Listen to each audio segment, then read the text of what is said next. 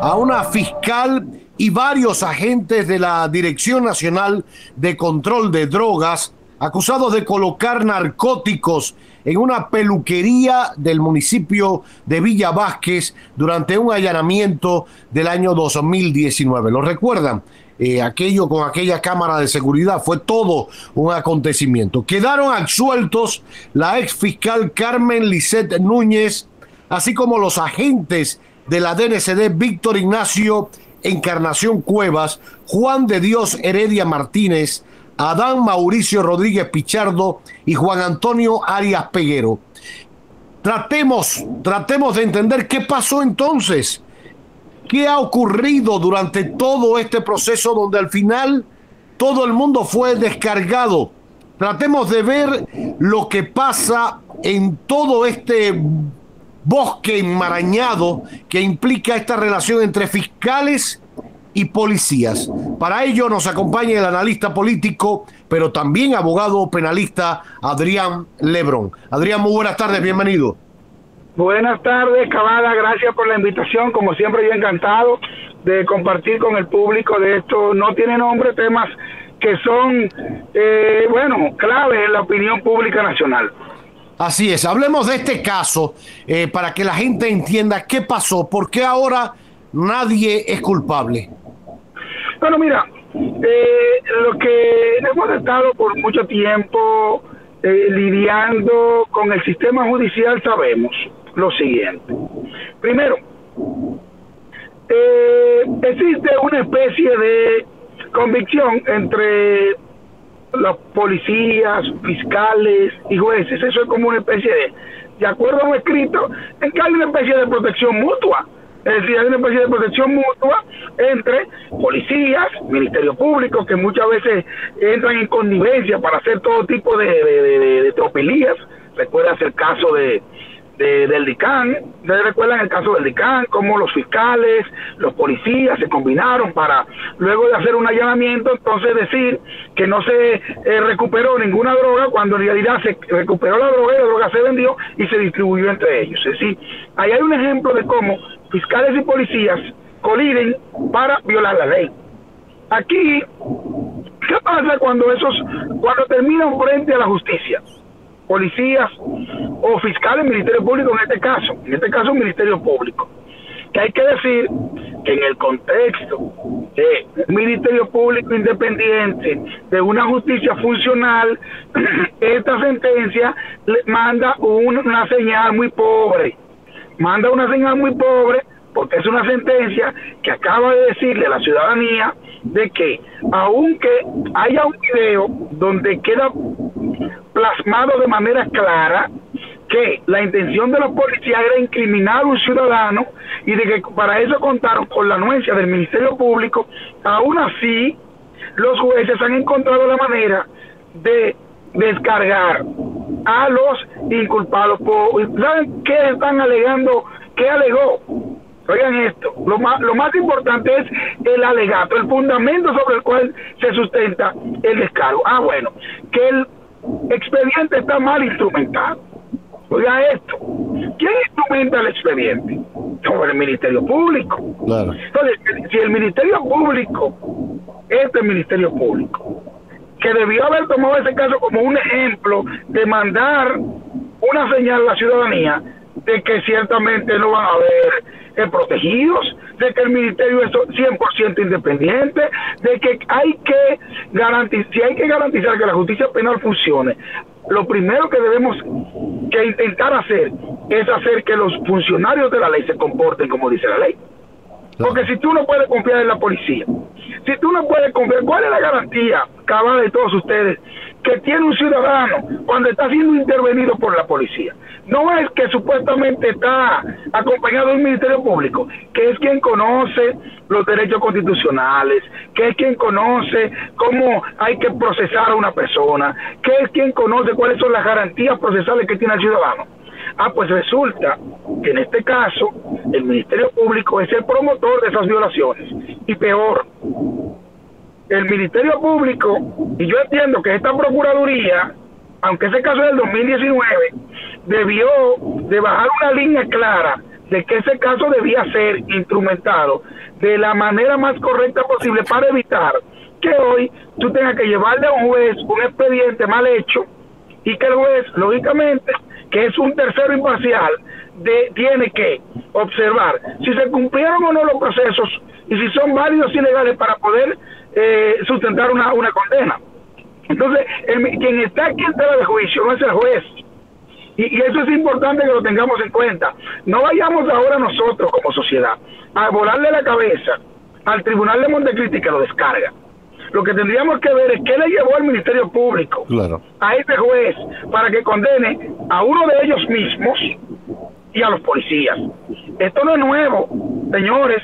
La única diferencia que tiene ese caso con otros casos es que quedó plasmado en cámara cómo los policías estaban regando drogas dentro de esa barbería como si fuera regando un jardín. Es así como eso se ve claro, eso se ve claro. Entonces la juez ha dicho que el expediente está mal instrumentado, que no hay pruebas suficientes. No hay prueba.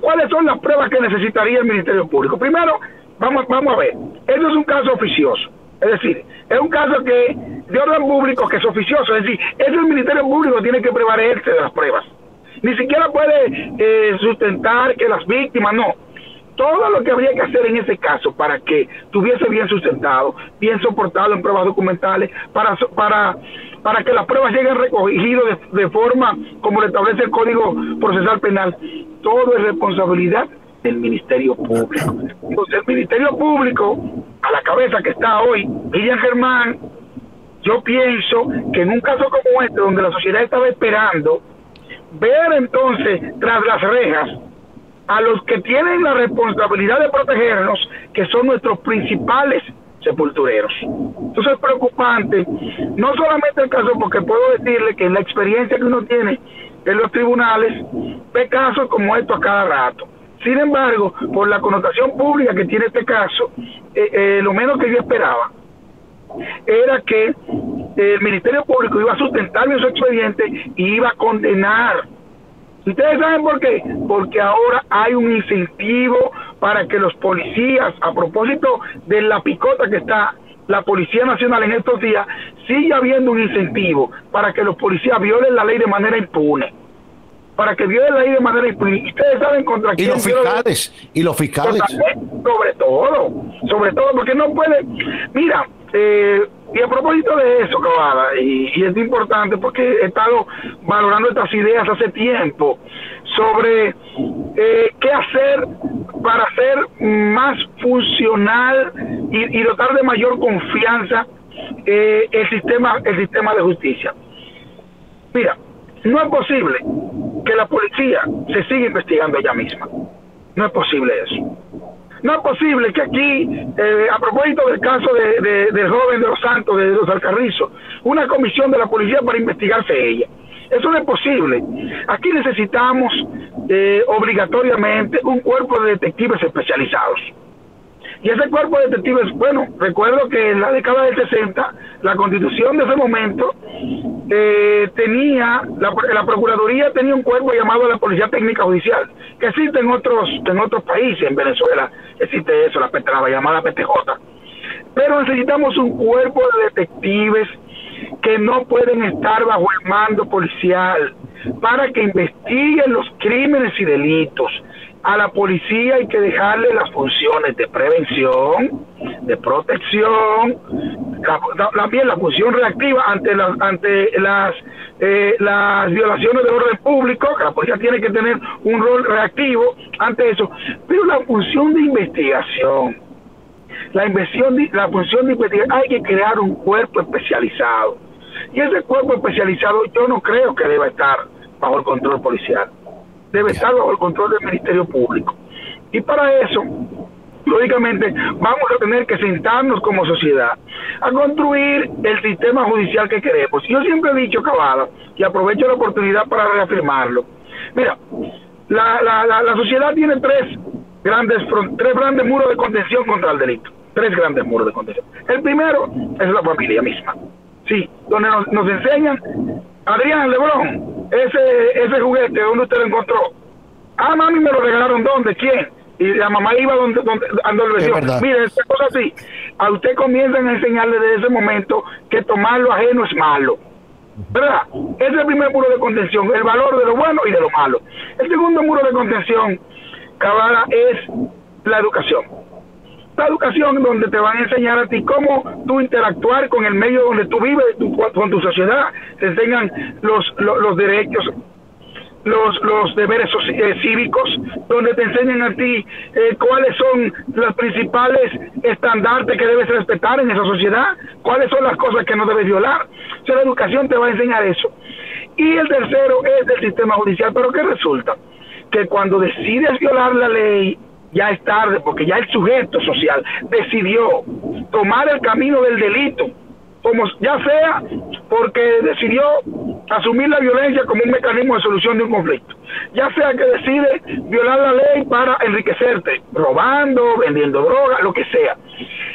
Eso es así porque las sociedades más desarrolladas no son exitosas, porque tienen muchas cárceles, al contrario, ya no hay. En Suecia, en Holanda, en Dinamarca, están cerrando cárceles. ¿Por qué, Cabala? Porque allí, si dos personas chocan en una esquina, no se entran a tiro.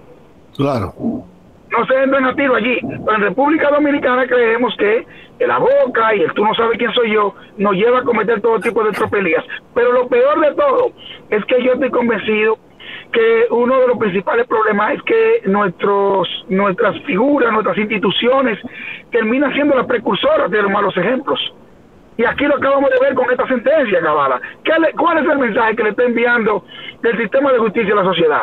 Cuando un fiscal se pone de acuerdo con unos policías para inculpar a unos jóvenes que están trabajando en una barbería, ponerle droga, y entonces el Ministerio Público instrumenta un expediente deliberadamente para que sean descargados en la justicia. Entonces eso es lo que incentiva, es que el pueblo se indigne, es que el pueblo se indigne y diga, bueno, aquí nada más hay justicia para los que quieren que haya justicia. ¿Entiendes? ¿Y dónde queda el discurso aquel del Ministerio Público independiente, del Ministerio Público que está respetando la Constitución y las leyes? ¿Dónde queda?